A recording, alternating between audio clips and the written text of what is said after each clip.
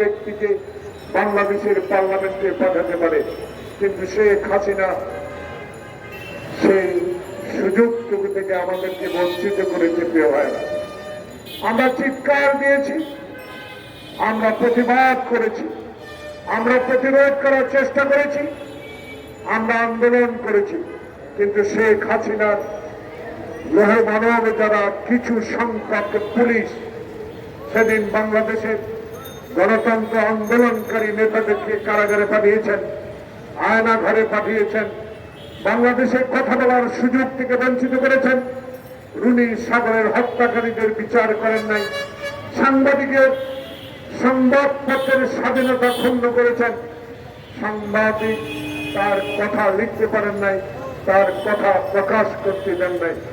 কিছু সংখ্যক লোক যাকে শেখ হাসিনাকে সহযোগিতা করে বাংলাদেশের ইতিহাসে যে কলঙ্ক সৃষ্টি করেছে, সেই কলঙ্কের কথা স্মরণ করিয়ে দিয়ে আজকে গণতন্ত্রের পার্টি ডক্টর ইউনূসকে কিছু কথা বলতে চাই। বন্ধুরা,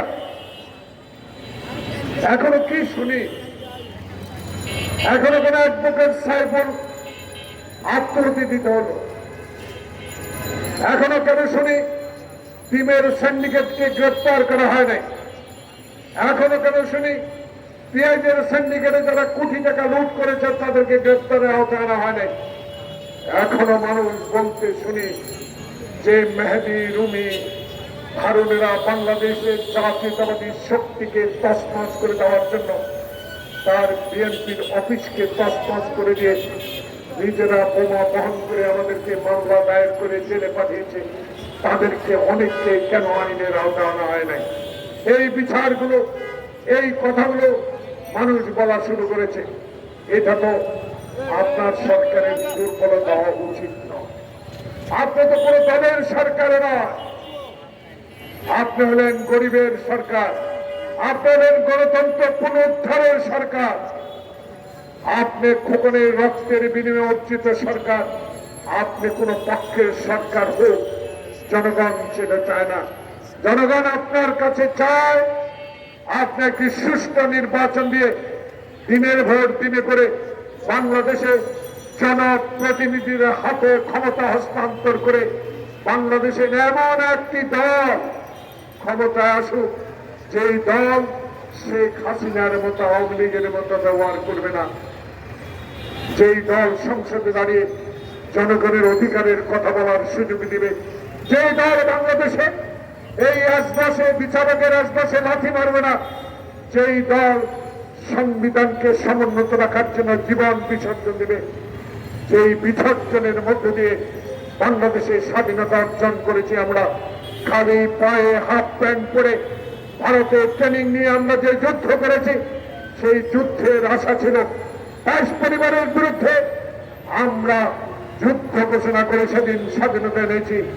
আজকে শেখ হাসিনার আমলে ২২,০০০ পরিবার সৃষ্টি করে শেখ হাসিনা হিন্দুস্তানে মোদির পায়ে তলে লুকিয়ে আছে। প্রিয় ভাইরা, তাই আজকে শেখ হাসিনার প্রেতাত্মারা আবারও কি শুরু করেছে?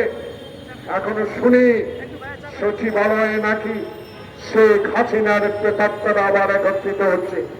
আবার শুনতে পাই রিক্সাওয়ালার নামে ছাত্রলীগ, যুবলীগ বাংলাদেশে আবারও এই সরকারের বিরুদ্ধে ষড়যন্ত্রে লিপ্ত রয়েছেন।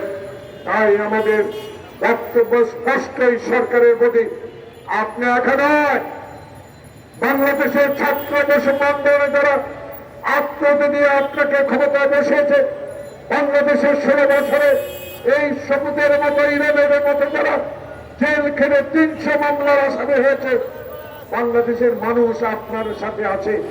ওই প্রেতাত্মারা সংখ্যায় খুবই কম, টাকার সংখ্যা তাদের বেশি, কিন্তু মানুষের সমর্থন তাদের নাই। তাই আজকে আপনার ভয়ের কোনো কারণ নাই। কাকে আপনি ভয় করবেন?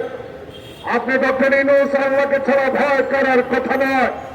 কারণ আপনার মতো ডক্টর ইউনূসকে 14 তলা পর্যন্ত পায়ে হেঁটে বিচারকের আদালতে যেতে হয়েছে, সেই কথাটুকু আপনাকে স্মরণ রাখতে হবে। তাই যারা আমার সংবিধান তছনছ করেছে, যারা আমার বাকশাল তৈরি করে বাংলাদেশে এক দলের শাসন করেছে, যারা সিরাজ শিকদারকে গ্রেপ্তার করে বলেছে কোথায় সিরাজ শিকদার, যারা অহংকার করে কথা বলেছে গোলাম মোস্তফা বাংলাদেশে 6 কোটি কম্বল আসলো, আমার কম্বল কোথায়? সেদিন বাংলাদেশের যেই করুণ অবস্থা শেখ মুজিব সৃষ্টি করেছিল, তার ইতিহাস আজকের এই তরুণ প্রজন্মকে জানতে হবে। কারণ এই তরুণ প্রজন্মই নেতৃত্ব দেবে বাংলাদেশে গণতান্ত্রিক শক্তিকে। তাই আজকে আমরা এই সরকারকে অনুরোধ করব, আর বিলম্ব নয়, ভারত বিপ্লব এবং শেখ হাসিনার প্রেতাত্মদেরকে যারা খুন করেছে, যারা লুট করেছে, যারা আমার সম্পদকে লুট করে কানাডায় বাড়ি করেছে, এখনো 3.5 মাস অতিবাহিত হলো, এখনো কেন আইনের আওতায় আনা হলো না? সময় তো কম যায় নাই, 3.5 মাস হলো, সময় কম না। তাই আজকে আমাদের দাবি, বিগত দিনের আন্দোলনরত সকল দলের দাবি, বাংলাদেশে নির্বাচনে রোড ম্যাপ দিতে হবে। বাংলাদেশে যে অপতৎপরতা শুরু করেছে এরা, এদেরকে রুখে দিতে হবে। জনপ্রতিনিধি সরকার দরকার, এদেরকে রুখতে হলে প্রশাসনকে শক্ত হাতে হ্যান্ডেল করতে হবে। কারো চোখের দিকে তাকিয়ে নয়, বাংলাদেশের 18 কোটি মানুষের দিকে তাকিয়ে এদেরকে প্রতিহত করতে হবে। কারণ এরা চোর, এরা ডাকাত, এরা আমার বাবার দেশ হিসেবে দেশকে ব্যবহার করেছে। তারা হিন্দুস্তানের দালাল, তারা ভারতের দালাল, তারা ভারত থেকে আমার অধিকার আদায় করতে পারে নাই, আমার পানি আনতে পারে না, যারা ফেলানির লাশের বিচার করতে পারে না, যারা বাংলাদেশের গণতন্ত্র প্রতিষ্ঠা আমাদেরকে সহযোগিতা করবে না, বরং শেখ হাসিনাকে ক্ষমতায় রেখে এই দেশটাকে অঙ্গরাজ্য বানাবার হীন প্রচেষ্টার বিরুদ্ধে রুখে দেওয়ার জন্য আমরা প্রস্তুত আছি, প্রস্তুত ইনশাআল্লাহ থাকবে, কেউ আমাদেরকে দবাতে পারবে না। প্রিয় বন্ধুগণ, আসুন আমরা সবাই ঐক্যবদ্ধভাবে থেকে সকল ষড়যন্ত্র প্রতিহত করি, বাংলাদেশের গণতন্ত্র উদ্ধার করি, বাংলাদেশে এমন একটা নির্বাচন দিই যেই নির্বাচন তিনি হবে, সেই নির্বাচনের মধ্যে দিয়ে বাংলাদেশের সত্যিকার অর্থে মানুষ ভোট দিয়ে নিজের প্রতিনিধি নির্বাচিত করতে পারবে।